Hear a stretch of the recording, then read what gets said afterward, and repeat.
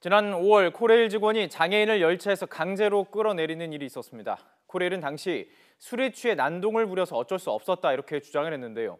수사 결과 거짓말로 드러났습니다. 공공기관이 어떻게 이럴 수가 있었을까요? 취재기자 연결해서 자세히 좀 들어보겠습니다. 이승배 기자. 네, 정국부입니다. 자, 우선 이 사건 처음부터 좀 하나씩 짚어보죠. 이게 최초 시작된 사고 어떻게 된 겁니까? 네, 사건은 석 달 전이죠. 지난 5월 19일 자정쯤 서대전역에서 벌어졌습니다. 다리가 불편한 지체장애 4급 김계술 씨가 무궁화 열차를 탔다가 코레일 직원에게 강제로 끌려 내려왔습니다. 이 발단은 전동 휠체어 때문이었습니다. 김 씨는 열차가 도착하면 바로 휠체어를 올릴 수 있게 미리 운반 기계를 출입문 가까이 옮겨달라고 직원에게 요구를 했습니다. 그런데 3번이나 요청을 했지만 무시했다고 김 씨는 주장을 합니다. 김 씨는 4급 장애라서 어느 정도 걸을 수가 있습니다. 그래서 혹시라도 놓칠까 봐요. 급한 마음에 휠체어를 두고 열차에 먼저 타서 직원에게 올려달라고 하자 강제로 끌어내렸다는 겁니다. 김계술 씨 말 직접 들어보시겠습니다. 오자마자 내 내간지를 잡고, 내나 그 공익은 내 다리를 잡고 그런 척하고 잡아 당겨버린 거야. 예, 일단 김 씨의 주장만 들어보면 질질 끌려서 거의 내동댕이 쳤다 이런 느낌이 들고 있는데요. 코레일이 막무가내로 이렇게 하지는 않았을 것 같습니다. 일단 코레일 측의 주장은 어떤 이유 때문이었습니까? 네, 당시 코레일이 밝힌 이유를 종합을 해보면 이렇습니다. 이 술에 많이 취해서 욕을 하고 난동을 부려서 어쩔 수 없는 선택을 했다라는 것이었습니다. 당시 열차 안에 타고 있던 직원이 봤을 때 상황이 심각했고 그래서 이 코레일 직원이 직접 강제 하차를 했다고 주장을 했습니다. 실제 법에도 명시가 되어 있습니다. 철도 안전법을 보면 철도 보호와 질서 유지를 해치는 승객은 직원이 강제 하차할 수 있게 했습니다. 코레일은 이 법을 근거로 들면서 정당한 조치였다고 밝혔습니다. 코레일 관계자의 말 들어보시겠습니다. 당시 이분은 이제 술이 좀 안취가 되었다고 하고요. 우리 지나갔으니까 욕을 하고 이제 술 먹은 사람 특유의 그런 거 있지 않습니까? 네. 그런 어떤 행동을 계속 하다 보니 이제 주변 승객들한테 피해가 많이 가니 책임자가 강제 하차 조치를 했던 겁니다. 이게 팩트입니다. 이게 팩트다라고 지금 얘기를 했습니다.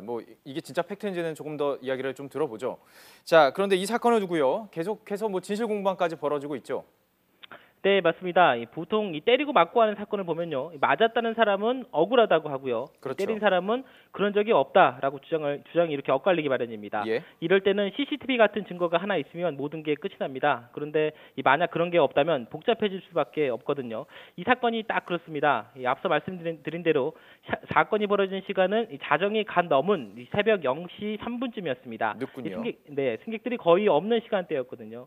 CCTV라도 있었으면 좋았을 텐데 열차 안에는 장비가 없어서 강제 하차 장면이 찍히지가 않았습니다. 그나마 승차장 영상이 있었는데요. 기간이 한 달이 넘어서 지워져 버렸습니다. 김 씨가 열차에 타기 전부터 술에 취해서 난동을 부렸다고 코레일은 주장하고 있는데 그게 사실이라고 하면 그걸 입증할 결정적인 단서가 사라진 겁니다. 자, 그래서 이 사건이 이제 철도 경찰대가 수사를 했습니다.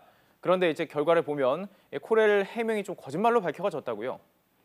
네, 맞습니다. 김 씨가 국토부 철도경찰대에 고소장을 넣으면서 수사가 시작이 됐고요. 한 달 만에 결과가 나왔습니다. 그런데 이것이 팩트라고 강조했던 코레일 해명 아까 들으셨죠? 그러니까 이 술에 취해 어쩔 수 없다는 그 주장이 거짓말인 것으로 드러났습니다. 우선 철도경찰대 수사 계장 말부터 들어보시겠습니다.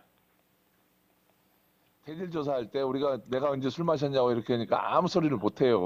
그건 인정 안 한다는 거잖아. 그건 자신들이 그 사람들이 거기에 대한 반박을 전혀 안 해요. 이 추가로 설명을 하면 이런 겁니다. 철도경찰대가 당시에 김 씨를 끌어내렸던 열차 직원 2명 그리고 김 씨를 한 자리에 불러서 대질 조사를 했습니다. 그런데 그 자리에서 김 씨가 내가 언제 술을 마셨느냐고 따져 물으니까 2명 모두 아무 말을 못했다는 겁니다. 술을 마신 게 아니라는 걸 본인들도 알고 있었다는 얘기입니다. 만취해서 난동을 부렸고 주변 승객들까지 욕을 했다고 한 주장이 코레일이 강제 하차를 결정한 주된 이유였습니다. 그런데 이게 거짓말로 드러났기 때문에 결국 강제 하차 이유가 불분명해서 대충 거짓말로 둘러댔다고 볼 수밖에 없습니다. 사실 한 달 전에 YTN에서 이 사건을 보도를 자세히 했었죠. 이때도 코레일의 해명이 좀 석연찮은 부분이 있었습니다. 어떤 부분이었죠? 네, 맞습니다. 김 씨는 처음부터요, 지금까지 나는 술을 마시지 않았다라고 계속 주장을 했습니다. 암 수술을 받아서 술을 마실 수가 없다는 거였습니다. 이 확인을 해봤더니 실제로 치료를 받았고요, 약도 먹고 있었습니다.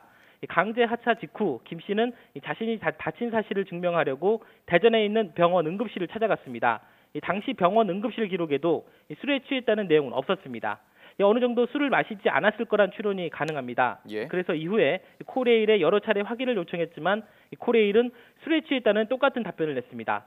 또 YTN이 취재를 시작하자 코레일은 증거 자료라면서 처음에 없었던 목격자 진술서를 제출했습니다. 어떤 진술서를요? 네, 맞습니다. 그런데 만든 날짜를 한번 살펴봤거든요. 봤더니 6월 15일이었습니다.